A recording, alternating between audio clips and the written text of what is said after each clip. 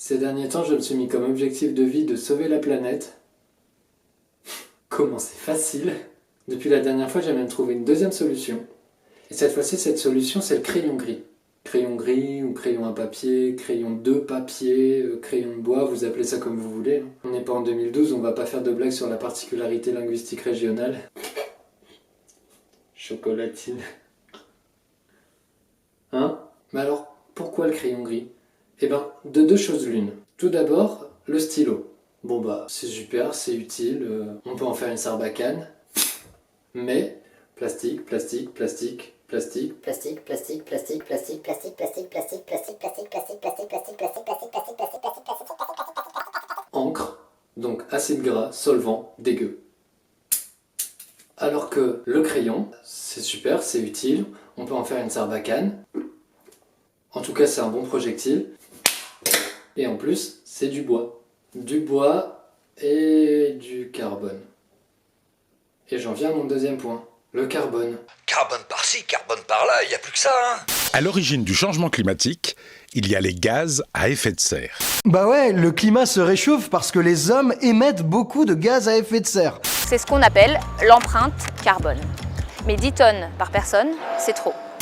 Eh oui, prendre l'avion, ça a une empreinte carbone. Acheter une chaîne IFI, ça a une empreinte carbone. Jouer à la Game Boy, ça a une empreinte carbone. Manger une pizza 4 fromages, empreinte carbone. Prendre une douche, empreinte carbone. Faire de l'acrobranche, empreinte carbone. Respirer, empreinte carbone. Et franchement, faire de l'acrobranche en apnée, c'est chaud, hein.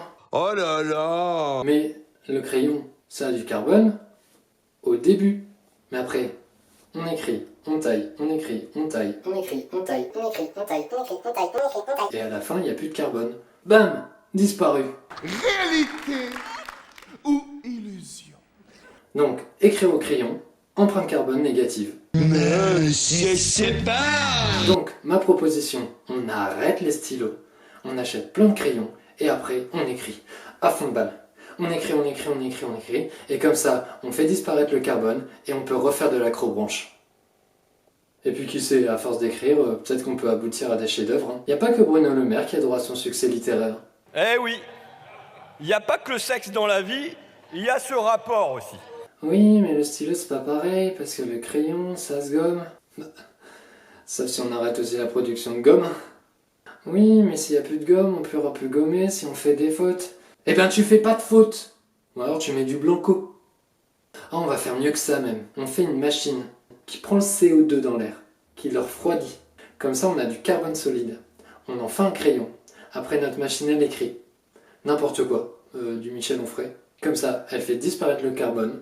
Et allez, c'est pour moi, elle recrache de l'oxygène. Voilà, ça c'est de la green tech. Le seul problème, c'est que pour écrire beaucoup, il va falloir beaucoup de papier. Donc beaucoup d'arbres. Bonjour les amis, nous sommes les arbres. Nous donnons de l'oxygène et nous sommes la maison des oiseaux. Chaque année, 10 millions d'hectares de forêt disparaissent autour du globe. Entre 1993 et 2013, par exemple, la production mondiale de papier et de carton est passée de 253 millions de tonnes à 398 millions. Eh ben, on oublie la machine et on garde les arbres.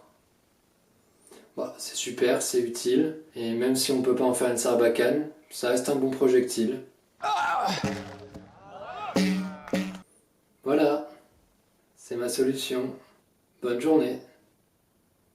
Ah, puis les arbres c'est quand même la base pour faire de l'acrobranche.